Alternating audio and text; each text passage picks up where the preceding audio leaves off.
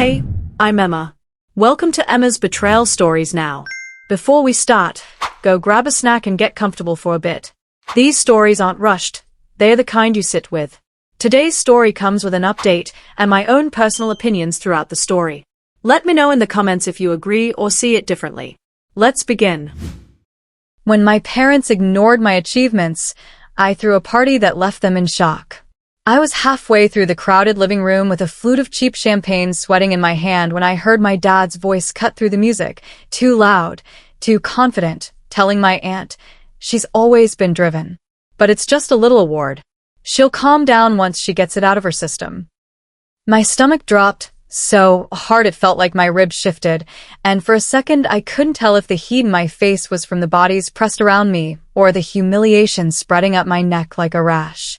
I stopped behind the fake fern I'd rented to make the place look grown up, and I watched my mum laugh politely, like my entire year of sleepless nights was a quirky hobby. My fingers tightened around the glass until the stem creaked, and I had this sharp, stupid thought. If I drop this right now, it'll shatter, and at least that sound will match what's happening in my chest. It was a Thursday night, and I'd been counting down to it for 2 months like it was a holiday I wasn't allowed to admit I cared about. 2 months since I got the email that started with congratulations and ended with an invitation to accept a national industry award in front of a ballroom full of people who actually understood what I'd built. 2 months since I called my parents, voice shaking, and my mum said, "That's nice, sweetheart," in the same tone she uses when she sees a new brand of laundry detergent. 2 months since my dad cleared his throat and asked, "Is there money with it?" And when I said not really, he said, "Well, don't let it distract you from finding something stable." Then, the week of the ceremony, they forgot to call back. The day after, they sent a thumbs up in the family group chat under my photo on stage. That was it.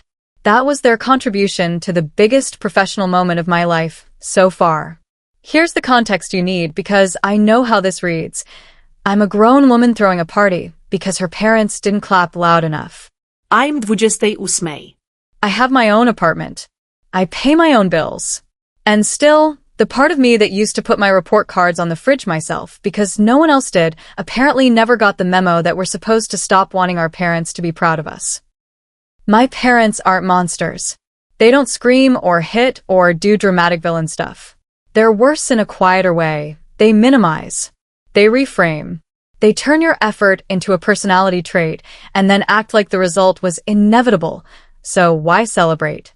Meanwhile, my younger brother, Noah, could sneeze in a vaguely impressive direction and they'd book a restaurant. I work in product design, specifically in a niche corner of medical tech where the people are smart, the deadlines are brutal, and if you mess up, it isn't just embarrassment, it can be someone's health. For the last year, I led a project that basically consumed me. I missed birthdays. I worked weekends. I ate dinner out of a container while on Zoom with 3 different time zones. I learned how to speak in calm sentences while my insides were panicking. When the product launched, it went well. Really well. Enough that the industry association nominated me for this award. Enough that my company flew me to the ceremony and my boss cried when they called my name. A room full of strangers clapped for me like it mattered. And then I went home and sat on my couch in my dress and realized the people I wanted to tell the most didn't actually want to hear it. So, I planned a party. Not a pity party. Not a tantrum. Not a look at me thing.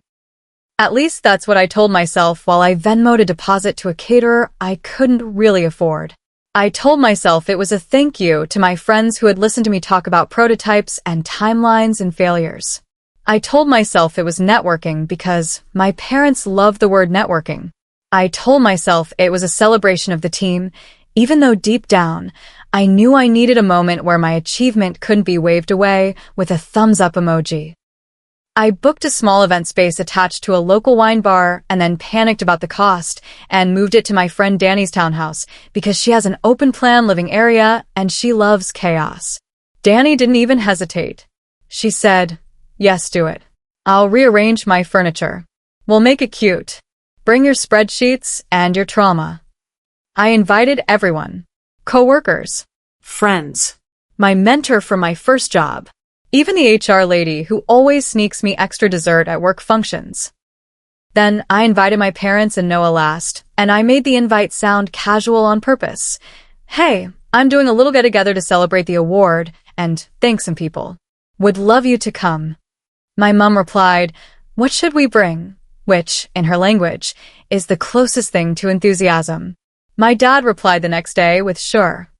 Noah left me on read.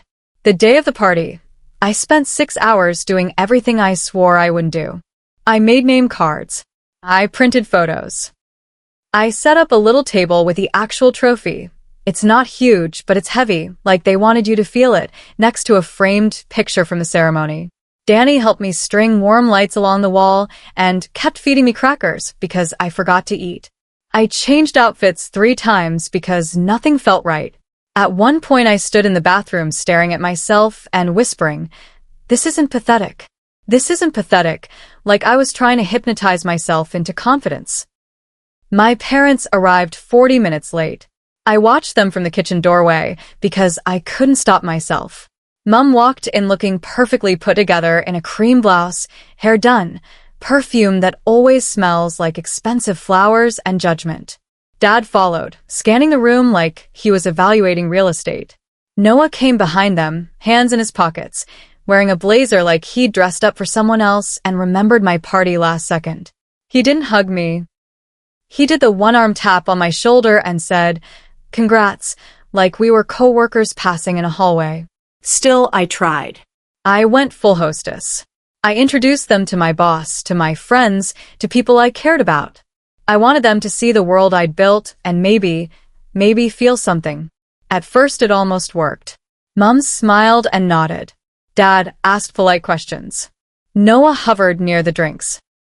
Then I stepped into the hallway to grab more ice from Danny's freezer, and that's when I heard my dad say that thing about my award being just a little award.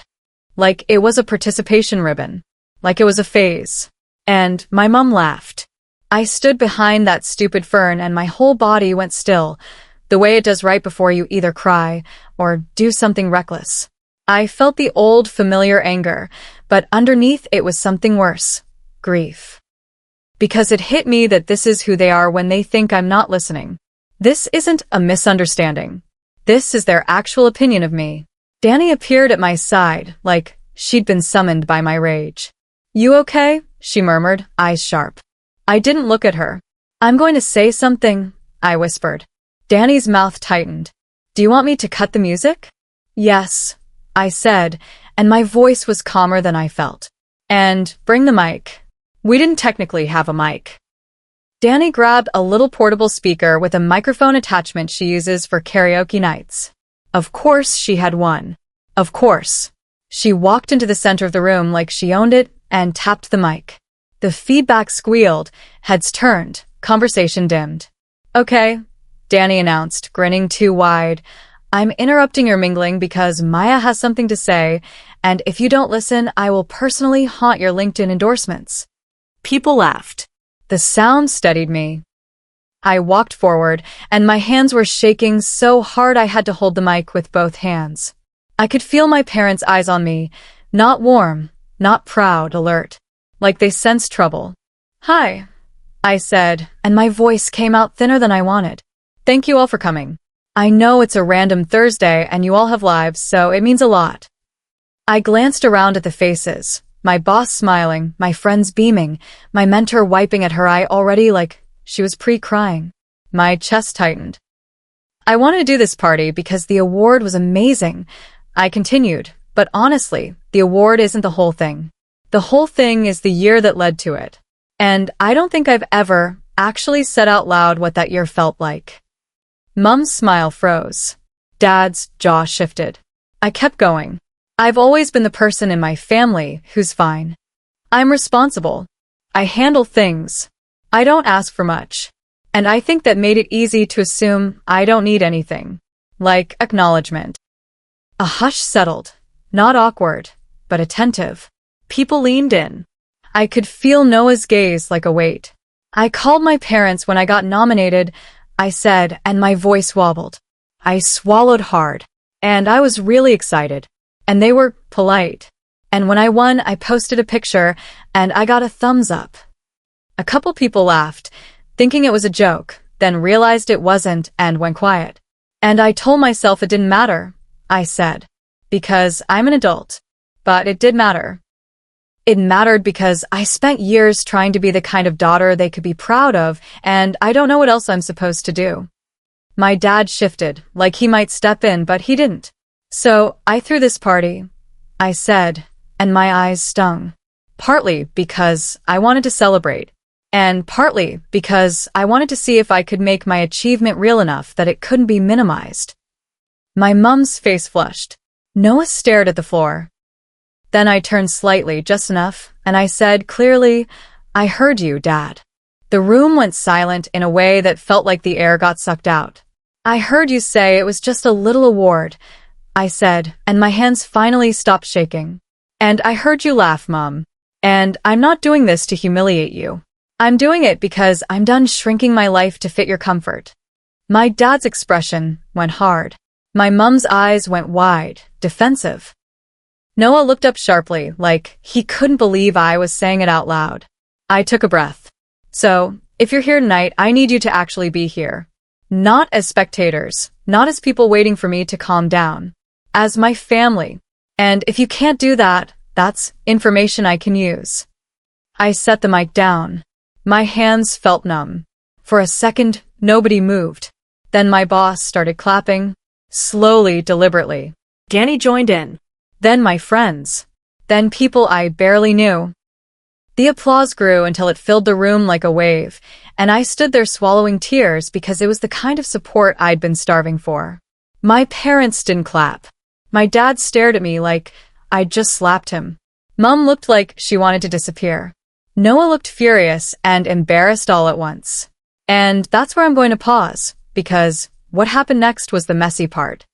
Alright, from the outside, some people are going to call this dramatic, but I honestly think it's one of the most human reactions possible. When you've been minimized your whole life, you eventually stop negotiating quietly and you make the truth unavoidable. The parents in this story aren't cartoon villains. They're the kind who do damage while smiling. That "just a little award" line is brutal because it's not even an insult with spice. It's dismissal dressed as calm. The mom laughing is worse, because it signals agreement and turns the daughter into the punchline. The brother is classic golden child energy. He doesn't even have to actively do anything to benefit from the dynamic. He just exists and the parents automatically orient toward him. What I love is that the narrator doesn't scream. She doesn't throw a drink. She doesn't ruin the party. She does the most powerful thing. She names what she heard, in front of people who now can't pretend it's in her head.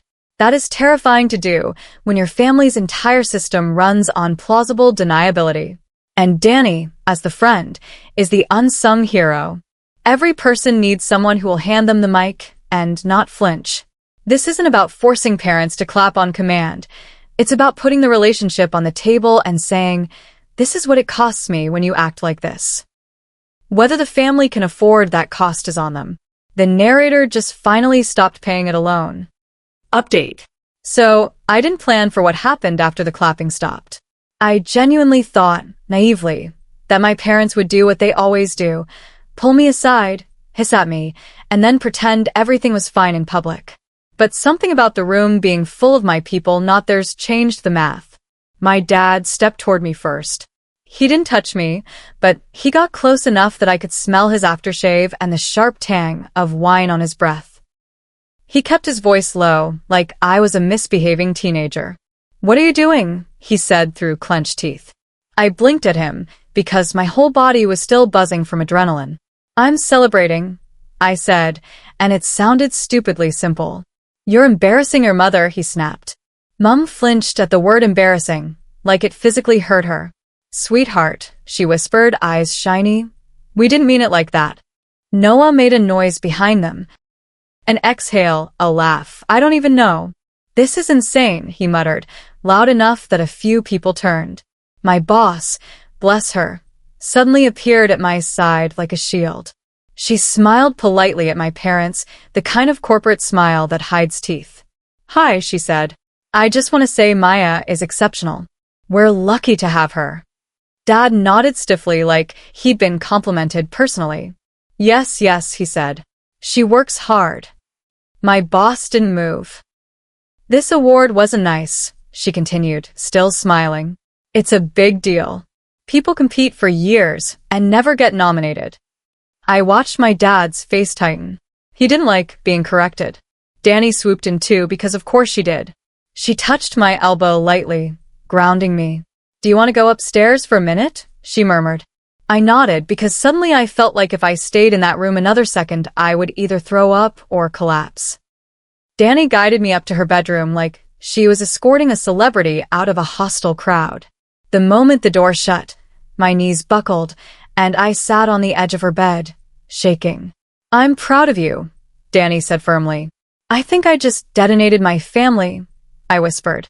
Danny shrugged. They built the bomb. You just stopped pretending it wasn't ticking. Downstairs, the party kept happening in this weird split-screen way. I could hear muffled laughter through the floor. Glass clinking. Someone turning the music back on lower. People still having fun because normal people don't stop living just because your childhood wounds show up. When I went back downstairs, my parents were in the corner with Noah, talking fast. My mum's face was blotchy. My dad looked like he'd swallowed a nail. Noah looked smug, almost like he was enjoying my parents being upset because it meant attention. My dad intercepted me again. We're leaving, he announced. Okay, I said, because I wasn't going to beg. Mum grabbed my hand, her grip too tight. Maya, please, she said. This wasn't the place. The place was fine, I replied, surprising myself with how steady I sounded. The truth is what you don't like. Noah rolled his eyes. You always have to make everything a performance, he said. That sentence hit me harder than it should have because it was one my parents used on me when I was younger. I realized in real time that they'd handed it down to him, like an heirloom. I looked at Noah. You're right, I said. I should have done what you do. I should have done nothing and waited for them to clap anyway. His face flushed. What does that even mean? It means I'm tired, I said. And I'm not competing with you for our parents' basic respect. Dad's voice sharpened. Don't drag Noah into this. I laughed once, humorless. You dragged him into it years ago. They left. Mum cried quietly while Dad ushered her out like a manager removing an upset customer. Noah followed, throwing one last look over his shoulder like I'd just ruined his evening. The next morning, my mum texted, We need to talk about what happened. You hurt us. Not, are you okay? Not, we didn't realize. Hurt us. Like my job was to keep them comfortable. I didn't respond right away.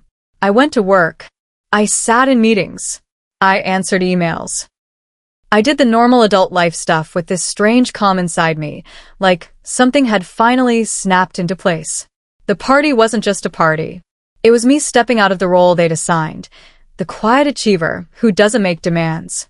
That night, I called my mentor, Syra, the one who had teared up during my speech. She listened without interrupting, and then she said, You didn't embarrass them. You reflected them. That sentence sat in my chest like a stone, heavy but solid. Over the next week, the fallout spread in predictable ways. My aunt messaged me, Your parents are devastated. My cousin said, I wish I had your courage. Noah didn't speak to me at all, but he posted a vague Instagram story about people who can't be happy unless they're the victim. I ignored it, but it still made my jaw ache from clenching. Then my dad called me during my lunch break. He didn't ask if I could talk. He just launched in. You owe your mother an apology. I sat in my car with my salad untouched. For what? I asked. For making her look bad. I stared at the steering wheel. Dad, you made her look bad. You said what you said. Silence. Then, we didn't raise you to treat family like that. You didn't raise me to be celebrated. I replied quietly. You raised me to be useful. He inhaled sharply like I'd sworn at him. That's ridiculous. Is it? I asked. When I get an award, you ask if there's money. When Noah gets a new car, you throw a barbecue. When I bought my apartment, you asked if I was sure I could afford it and then didn't come see it for 6 months. He didn't answer, which was its own answer. I told him, if you want a relationship with me, it can't be built on me staying small. He said coldly, so, we have to perform for you now. No, I said. You have to be honest. And kind. That's not a performance. After that call, I cried in my car like I was 16 again. Not because I regretted what I said, because it finally sank in that I might never get what I wanted from them. You can love people and still have to accept their limits. Danny suggested a family meeting with a third party. I laughed at first because my parents would rather eat glass than sit with a counselor and talk about feelings. But then Mum surprised me. She texted, if you want to talk with someone there, we can. So we did. We met at a mediator's office. Neutral chairs, tissues on the table, that faint smell of air freshener trying to disguise anxiety. Mum looked small. Dad looked furious to be there. Noah refused to come. The mediator asked me to explain what I needed. My hands were cold. I said, I need my achievements to be treated like they matter. Not compared to Noah. Not minimized. Not treated like a cute hobby. Mum cried quietly. Dad stared at a spot on the wall like it offended him. Then the mediator asked my parents to respond. Mum said, through tears, I didn't realize you felt invisible. Dad said, we're proud of you. But it sounded like reading from a cue card. The mediator asked, what makes it hard to show pride? Dad finally looked at me. His eyes were sharp, defensive. Because she's always been fine, he said, as if that explained everything. She doesn't need us. I felt my throat tighten. I'm fine because I had to be, I said. Not because I didn't need you. Mum reached for my hand, but I didn't take it. I needed her to hear me without comforting herself. The mediator helped us set something concrete.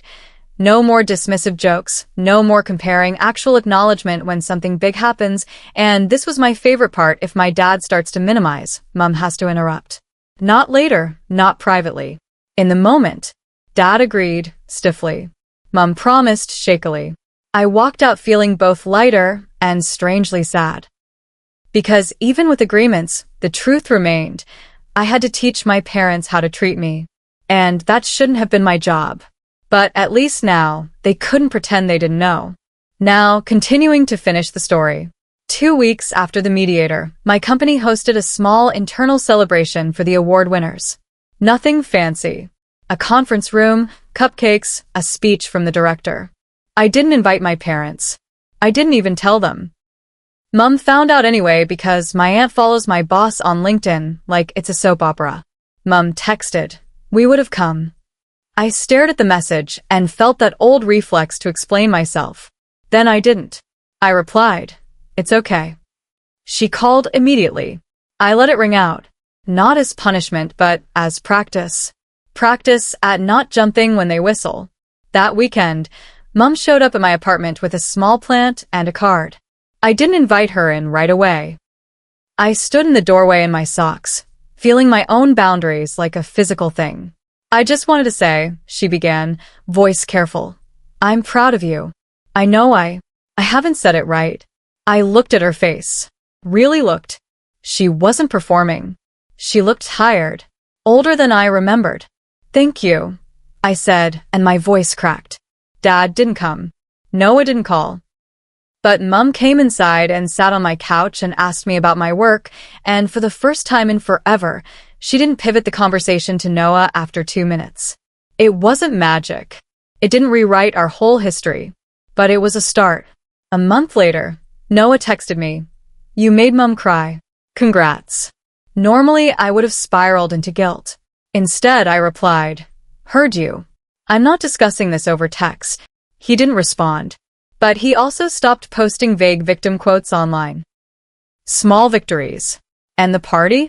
People still talk about it at work, but not in a mocking way. In a that was real way. My boss told me later, watching you claim your own moment made me rethink how I celebrate my team.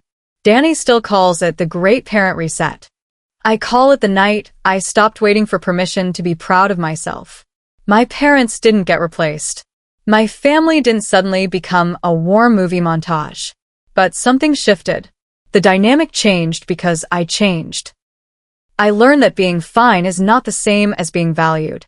And if people only love you when you're easy, they don't love you. They love the convenience. The strangest part is that after all of it, I'm still proud of the award, but I'm prouder of the boundary. The award sits on my bookshelf. The boundary sits in my bones. Let's start with the parents, because they're the engine of this whole mess. Dad is the classic minimizer. He doesn't have to scream to control the emotional temperature of a room. He just decides what counts, and anything outside his definition gets shrunk until it fits. That just a little award line is such a perfect example. He takes something objectively significant and reduces it to a cute phase, which conveniently means he never has to feel awe, gratitude, or vulnerability as a parent. And the kicker? He tries to make the daughter responsible for his discomfort.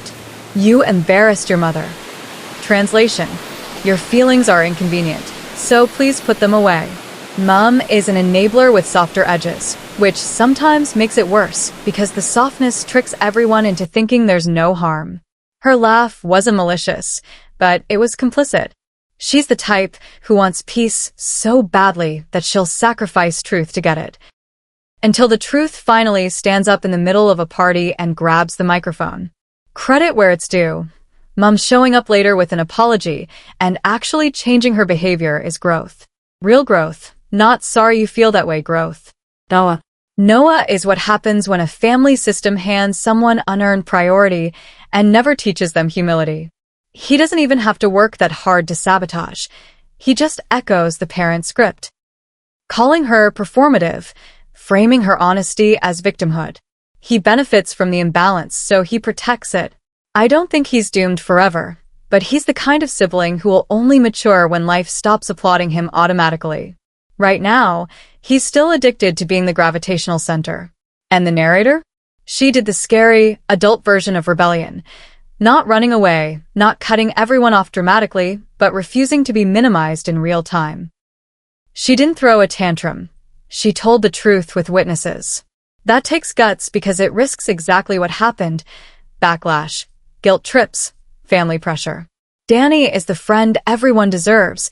She doesn't just validate privately. She helps create a moment where the narrator can be brave. Friends like that save you years of therapy. Overall, the story is satisfying because it's not a fantasy dunk. It's messy. It costs her something. But it also pays her back in the only currency that actually matters here: self-respect. The award is shiny. The boundary is priceless.